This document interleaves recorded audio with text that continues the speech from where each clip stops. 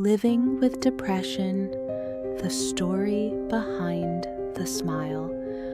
Have you ever woken up and immediately wanted to go back to sleep? Not because you're lazy, not because you stayed up too late, but because the thought of facing the world, getting dressed, making small talk, replying to messages feels like too much. Maybe you're in that place right now, where brushing your teeth feels like climbing a mountain, where every notification on your phone feels like an obligation, where your bed is the only place that understands how heavy your body feels. You're not alone. This isn't a motivational speech. This is a story, a real one that I hope feels like sitting down with someone who gets it. Let's talk about what depression really feels like and how people are finding their way through it. Depression doesn't always show up with tears. Sometimes it arrives in silence.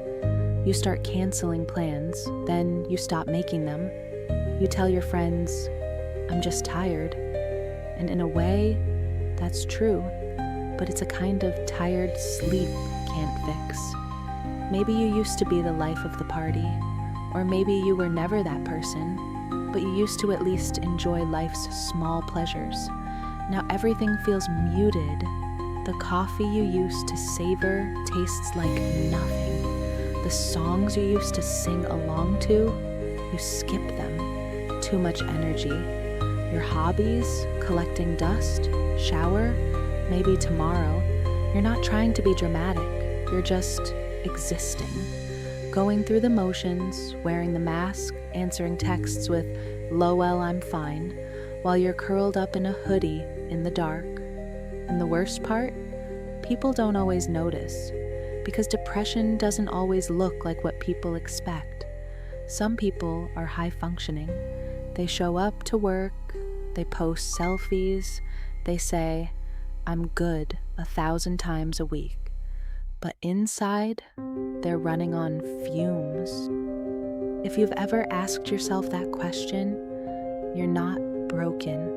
Let me say it again, you're not broken. Depression doesn't mean you're weak or lazy or not trying hard enough. Sometimes it means your brain is simply overwhelmed. Your nervous system has been in survival mode too long, and now it's shutting things down, not because it hates you, but because it's exhausted. Imagine running a marathon every day, but with your mind. Eventually, it stops responding the way you want it to. You forget things. You sleep too much, or not at all. You zone out. You isolate. Some people become irritable, others go numb. It looks different for everyone. But the common thread? You start believing the lie that you're the only one feeling this way. Let me tell you about two people I know. Let's call them Sarah and Malik. Sarah is a single mom, works full-time, always smiling, but behind closed doors, she hasn't done her laundry in weeks. She lives off drive-through meals. The only reason she gets up in the morning is because her son needs breakfast. One day she sat in the car after school drop-off and just stared at the steering wheel for an hour. She told herself, "You're such a mess." But in truth, she was trying and she was tired. Then there's Malik, hard worker, family man. Everyone calls him the strong one. But he hasn't returned a phone call in days. He used to go to the gym, now he barely leaves the couch. He's not sad, he's blank. He started journaling, not because he wanted to, but because it gave him something to do. One day he wrote, "I feel like I'm sinking, but everyone thinks I'm swimming." That's depression, quiet, hidden, and all too common. Let's be real. Not every strategy works for everyone. And this isn't the part where I tell you to drink water and meditate and everything will be okay. Because if it were that simple, you wouldn't be here. But here's what I've learned from personal experience and from others.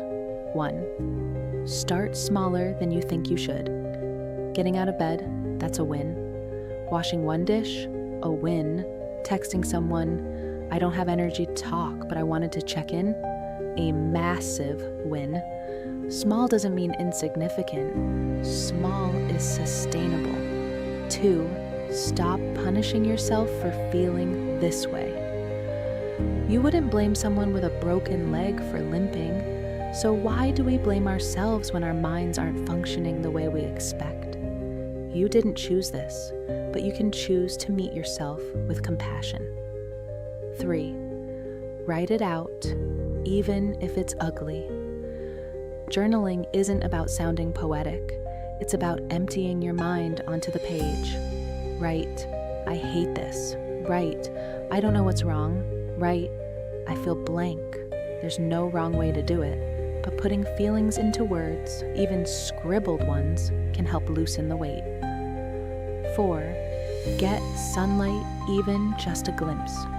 Go to the window, step outside for 2 minutes. Sunlight doesn't fix depression, but it supports your body's rhythm. And when your body feels even 2% better, your mind can too.